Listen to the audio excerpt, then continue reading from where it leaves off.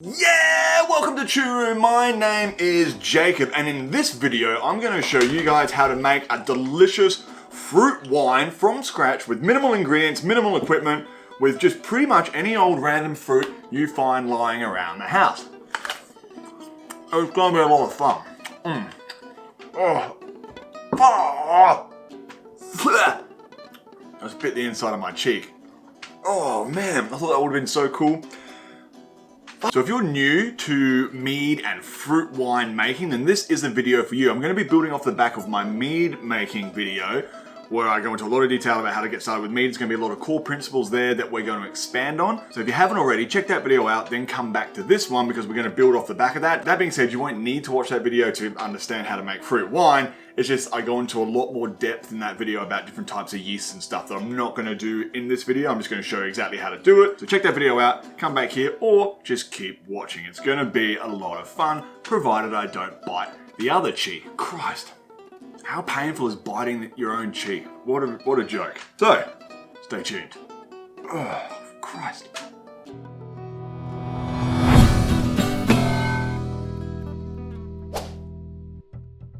So you might be thinking to yourself, Jacob, you've got a big penis, but isn't all wine technically a fruit wine? And you're right on both of those accounts. All wine technically is a fruit wine, but in the sort of the syntax of winemaking community, when you say wine, we think grape wine, your Shirazes, your Sauvignon Blancs, whatever. For example, my wife said, hey, can you bring a bottle of wine home? And I rocked up with some apple cider, even apple wine. You know, she might be like, where's the Shiraz? You know what I mean? So yes, technically all wine is fruit wine, but that's a pretty broad umbrella, so we like to specify. So fruit wine, when people say fruit wine, they pretty much mean just about anything other than grapes. Let's talk ingredients. In my mead making tutorial, we only use 3 ingredients, honey, water, and yeast. We're going to expand on that this time and add a few extra things because we're using a little bit more complicated sugar sources and, well, we have a better understanding of chemistry these days. So there are a few things that are going to improve the quality of your wine. They're not necessary, but they're not expensive, and you might as well do it because you're going to end up with a more refined product at the end. You need fruit. In this video, I'm going to make something from some apples that I have lying around. You can use any fruit. I've also got some frozen plums because I make a plum sauce with my company. I always have a bunch of plums in the freezer. And I actually have some frozen blackberries that we foraged last year. I think I missed blackberry season this year. I'm a bit busy this year, but go check out our blackberry foraging video, and these are actually handpicked from the wild, so that's really cool. I'm going to throw those in as well. But you can use just about anything. So I recommend apples, pears, plums, which can be a bit tart, that's fine. You're also going to want to get yourself some sugar because we're going to cheat a little bit so you don't have to buy a big cider crush. You see, let's talk briefly about fermentation.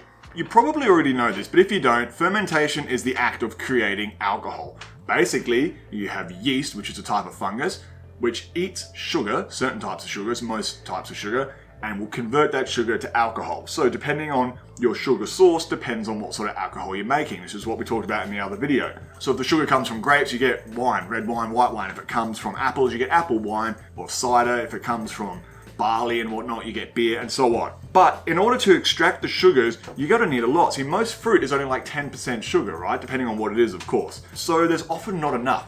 So in order to get enough sugar to create a nice strong alcohol, because remember we're making wine, we want our alcohol to be up around the 12% mark, you're going to want a lot of sugar. You're going to have to crush those using big cider crushers and all that. There's a lot of equipment in order to do that. There's ways around it, but this is a beginner video, so we're going to try to keep it as simple as possible. So we're going to cheat a little bit and bring in some sugar. I'm going to throw some raw sugar in here, just to add a little bit of extra food for the yeast. Now, using straight refined sugars, like your even raw sugar is still pretty refined, and your white sugars and things like that, it can stress the yeast and create off flavors. So we're going to compensate by adding some yeast nutrients. Now, it's going to be a little bit of nutrient in the fruit, but yeast nutrient is something that's really cool. It's quite cheap. Throw a little bit of that in, and that's going to make your yeast a little bit healthier. Think about yeast as like, well, it's a living organism, right? If you're just munching down hamburgers and sugars, you're going to have a real high turnover. Yeast on refined sugar, it just guns through it, and that stresses the yeast because it's working so hard with this really high energy food, and it can create bad tasting alcohol. So we're going to compensate by adding lots of fruit, a little bit of sugar, and some yeast nutrients. So you're going to want to get some yeast nutrients. Just go to your local homebrew store. You're set. Obviously, you're going to want some sort of yeast. So let's briefly talk about yeast. I'm not going to bang on about it like I did in the other video, but let's talk yeast. Yeast is what makes alcohol, so it is worth talking about. Over the years, we've cultivated different yeasts for different types of things, but there's still so many things. If you're looking at just wine yeast, for example, there are a trillion different varieties. That's up to you to figure out what you want as you go down your homebrewing journey. Get out of here! There's like 400 mosquitoes in this house, man. I found a bucket of water in the laundry. I've been breeding mosquitoes. Anyway, I'm going to be freaking out this whole video because I got absolutely molested last night. So it can be a little bit overwhelming trying to figure out what sort of yeast you want. As you get better, more competent in your making, you'll start to refine your taste. But you think about it, you're putting your fermenter on for a few weeks, then you're going to age that and blah, blah, blah.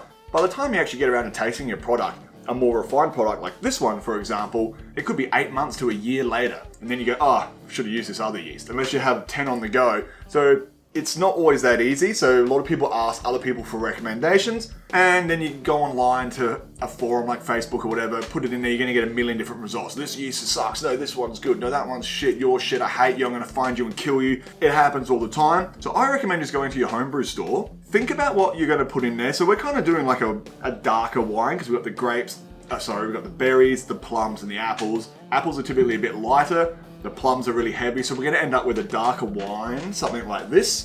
Okay, this is plum and blackberry, I think. That's what it smells like. It's a bit oxidized, a bit old, this one. Still good though. Bit tart, but yeah, that's very dry. That's more akin to a red wine, so use a red wine yeast. If you're making something that's going to end up a little bit lighter colored, maybe use a white wine yeast. And you can just go there, find a reputable brand. I'm using Mangrove Jack's premium wine yeast. This is a good all-rounder, okay? Basically, if you don't know what you're looking at when it comes to yeast, but you know you're making wine, just buy a known brand that just says wine yeast. I know it's a little bit simple, but that's what this video is all about. As you get better, you can start to refine your yeast selections. But I'm just using Mangrove Jack's wine yeast. And you're gonna want this. Oh, baby. Don't worry, this is not a bag of cocaine. I do not have enough money for those types of drugs. This is what we call pectinase, okay? It's a pectic enzyme, and what that does is, in our fruit we have pectin. Pectin binds to sugar, creates murky clad, and I'm not going to go into the science behind it, but pectinase essentially is going to help break down the pectin so you get a much clearer, nicer, sort of more, I would say even more flavorful wine. It's also going to help release some of those sugars, which is going to allow the yeast to access those sugars. So you're going to be eating the nice healthy sugar from the fruit and not just the white sugar or whatever we're going to add. What else are we adding? Oh, raw sugar. We're going to use raw sugar. I'll talk about quantities in a minute. And that's pretty much it. The equipment you're going to need is pretty much the same for any sort of home brewing situation. So if you see the mead video, it's exactly the same. You're going to want a pot to mix it all together in before we add it to something to ferment in. I'm using a 5 litre demijohn or carboy right here. Most of the time I would use something a lot bigger like this bad boy here, which is, oh, that's a heavy mama. Got a little bit of mead left in that I need to transfer out of there. This is 20 litres or 5 gallons. Might be, no, 25 litres, so a bit more than 5 gallons. But I've got enough homebrew on the go at the moment, so I'm using a smaller one today just for demonstrative purposes. As I'll put that there, you're gonna want an airlock, super essential. Okay, these are the guys that are gonna let the gas out without bugs and shit and oxygen, and we don't want too much oxygen getting in. It's also a bit of an indicator that your fermentation is taking place, because it's going to bubble over and creates a noise and a visual thing to indicate that. Sanitizer. In my mead video, for whatever reason, I forgot to talk about sanitation. Very important that we sanitize anything that's going to come in contact with what's fermenting, because mold gets in there. I don't care what any fucking hippie says on the internet. You can't just scrape the mold off the top and expect your drink to be fine. It might still ferment, but you can get really, really fucking sick off that. But you see dickheads online all the time saying, oh, no, just scrape it off, it's fine. Half the time, if it's on the surface, it's throughout the entire fucking thing. And even if you scrape it off, you're getting microscopic fungus with your eyes. Like, come on, man. What? No. So sanitize the fucking shit out of everything. We'll talk about that later. And your best friend, hydrometer. Get a couple of these online if you don't have them already, because they're super delicate. They tend to break a lot. I've got a hydrometer video, which is an excerpt from my mead making video, and I talk about it at length in my mead making video. Essentially, this is going to tell us our gravity, how much sugar we start with. Yeast eats sugar. We take a second reading afterwards. It's going to tell us how much sugar has been eaten. We assume that the yeast has converted that to alcohol. In other words, this is going to tell us when our fermentation is complete and how much alcohol. In other words, our ABV, our alcohol by volume, so we know how strong our fucking drink is. That's pretty much it. You might want to siphon, because later we're going to siphon this out. You might want a bag, a sieve of some kind, because it's going to be lots of chunky fruit. And you definitely want to get a ladle with my name on it. So I don't know where you're going to get that. These aren't for sale or anything, but you know, there's a gift. Let's quickly talk about sanitation before we get to the making, okay? So I'm just using a basic homebrew leave-in sanitizer. This is what everybody does. You can heat treat your bottles. You can't exactly heat treat wood. 3 caps of this to a liter of water. Splash that about, let it sit for a bit, tip it out. You don't have to rinse it out, because if you do, you're going to be potentially adding more stuff in there. That's why we use leave-in sanitizer. But how do you sanitize fruit? You don't have to do this, but I'm going to, is you chop all this shit up, throw it in your pot, and then we're going to boil that for a very brief amount of time, maybe a minute or 2. There's 2 reasons for this. Number 1, it's going to kill any bugs that are on your fruit or whatever, because especially if you're using forage fruit or outside fruit that hasn't had any pesticides on there, which is preferable, there might be fungus on there. Yeast that you don't want, or potentially mold, or even like living bugs, like little critters and shit that can affect your mead. So we boil it up. Now, a lot of people don't boil their fruit, and you can get away with it half the time. If you do boil it though, guaranteed safe. The other thing it does is it breaks up all the fruit. So it's going to allow all those flavors and all those sugars to release into your vessel, so that your yeast can attack it. You're going to have a faster, smoother fermentation, especially with the pectinase, because we're going to be boiling it up and making a stew essentially. When we go to add the sugar, it's going to really help dissolve the sugar. The only thing you have to be aware of is don't add your yeast if it's still hot, because anything over 40 degrees will likely kill your yeast and then you'll have 0 fermentation. One quick thing I want to talk about. I see this on forums all the time. I like to bust myths here, because a lot of homebrewers and mead makers and self-sufficient people, they sort of tend to lean into pseudoscience a little bit. Not everyone, obviously, but there's enough of them out there that's worth saying. Freezing your fruit will not kill bacteria. Okay, it preserves the bacteria. A lot of people say, oh, I'm not going to boil it, blah, blah, blah, just put it in the freezer and then bring it out. That's not going to do shit. As soon as that gets back to room temperature, any bacteria, if there is any in there, see, a lot of these people have survivor's bias where they go, well, I freeze it and I haven't had an infectious thing yet. Yeah, but you could have. You just got lucky. It's like saying, well, my grandma smoked till she was 102 and she never got lung cancer. Therefore, smoking doesn't cause cancer.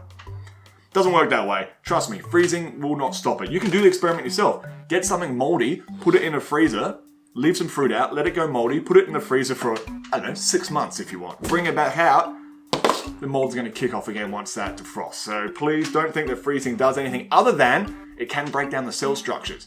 So it will do similar to what boiling it does. It's going to break down those cells, releasing all that juice and sugar. So it does help a lot with fermentation, but it doesn't sanitize or kill any viruses or anything that's going to be in there. So don't be misconstrued. Don't listen to hippies unless they're really sexy. But then even so, they're probably full of shit. Science. So while that's cooling down, remember I said you can't add yeast to that until that temperature drops. That might take an hour, right? Or you can add cold water to it if you didn't put too much in. I want to quickly talk about vessels. Now, at the start, I said you get one of these. These are great, but probably more for a secondary, and you certainly want to age in glass or stainless steel, not plastic, because of leaching and oxidation and all sort of stuff. Oxidization? Oxidization, bro! I recommend starting, especially with fruit wines, with buckets. For 2 reasons. 1, they are much cheaper. So if you're just starting out, you're not sure if you're really going to get into this, or even if you are and you have budgetary restrictions, we all do. This is much cheaper, much more affordable, which means the same fucking thing. I don't know what's going on. This stuff is strong. This is one I made 6 months ago. I'm not really sure. I think it's an apple and pear, I remember, and lemon. Can't remember the ABVs, but it's knocking me about a bit. This is a food grade bucket, so make sure you're using food grade. I got this, I think, from Bunnings, which is our hardware store over here. Most of my viewers are Australian, so you fucking know that. I think it was like $8. Then I bought an airlock for like $6 and a grommet for like $1. Drilled a hole in it, put the airlock in there. Now I have a perfect 5 litre fermentation vessel. This is much more preferable for things that are going to have chunks in there, like fruit wines, because the fact that it's just, there's no lip on it, makes cleaning it much easier, and pouring stuff into there is a lot easier as well.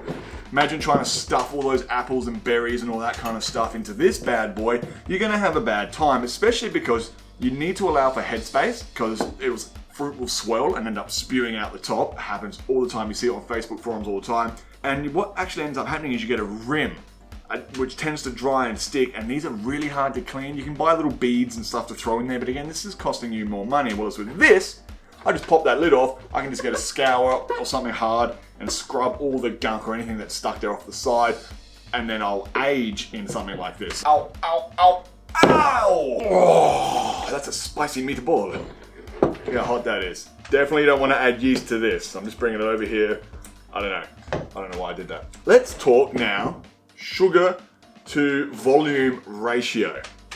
Now I said earlier, fuck, my drink's over there. Personally, because I just sat down again, left my drink over there. Fucking believable.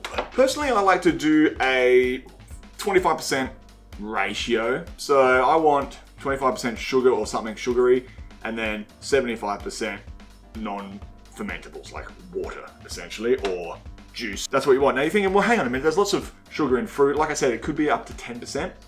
It's really hard to factor and calculate that in, even with a hydrometer reading. If you haven't boiled your fruit, or even before the pectinase, or even before that sugar is released, the hydrometer is not necessarily going to detect how much sugar is in that fruit, okay? So you have to think about that and factor that in. Add an extra 10% of the volume of fruit. So let's say, I didn't even weigh this because I'm just winging it, but if you were to, say, put 1 kilo of apples, just any variety of apple really, about 1 kilo in your thing, you're probably going to end up with 100 grams of sugar. Okay, that's going to be fermented out of those apples. But it varies significantly, so don't necessarily factor that in. Because this is not commercial level stuff, it's not really that important, because you're only going to have about a 10% fluctuation. Right, so there's 2 other bits of equipment that I forgot to mention. You don't need a thermometer, a probe thermometer, but they certainly help. But one thing that is pretty good are drug dealer scales. What I mean by that are these little bad boys. When it comes to adding our nutrients and our pectinase, your average kitchen scales aren't going to be that precise. So you get these little drug dealer scales, they're not that dear. They certainly help. Otherwise, I think like a quarter of a teaspoon might be a gram or something like that. I think a teaspoon's 5 grams. So you can just use a teaspoon if you've got one and just eyeball it. Adding too much nutrients or a little bit more than the exact amount isn't gonna hurt your meat. Oh, you're joking. Oh man. That bounced off the lid. Off the rim. Fucking mosquitoes, mate. I tell you what, had a gut full of them. Oh, look at that colour, that's amazing. I mean, I want to eat that. That smells like Apfelstrudel. My family's originally from Austria, so we had a lot of strudel growing up. Man, that smells good. I fucking love a bit of struds. Just a bit of strud, mate. Quite full, considering that fruit's going to swell, so I might not put any more water in that, which means I have to wait. Oh, I could put a little bit in there, I suppose. Bloody hell, put a bloody little bit in there. Put a bloody little bit in there. 70 fucking degrees, that's way too hot. That'd kill any yeast I put in here. The first time in a long time, it's fucking raining, so I can't run around the garden or go outside. Don't get me wrong, I really, really like the rain, trust me. Rain, I like rain. But yeah, my house is quite small, so what am I gonna do? What to do? That's probably gonna take an hour. Oh, do you guys hear that? Yep, alright, I'm feeling it. A spoonful of sugar helps the medicine go down, but a spoonful of yeast makes the alcohol come out. The amount's indeterminate, cause I never take a measurement, but I promise you I brew the strongest shit in town. Cider, beer, mead, and fruity wine, this is what I brew, what I guzzle every night. To determine what the ferment, I just go outside to the compost, right, bottle that and give some time. In a few short weeks, the drinks are ready to try, to swallow your pride and dive right in the fire. If you want to get high off my deadly supply, you better roll those dice, cause you might get tired. Shit yourself to death or get alcohol poisoning. I don't know what's in this shit, but it usually destroys me, makes me noisy, sharp, which hurt my gut, but I've had worse before. What do you boys think? Hey?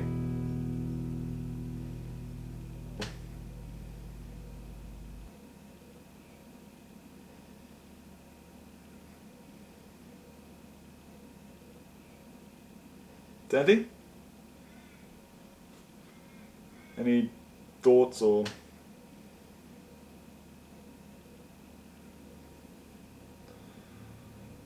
Well, that wasn't the most cringy thing I've ever done in my life, but it was pretty fucking close. Now, that's just about cool.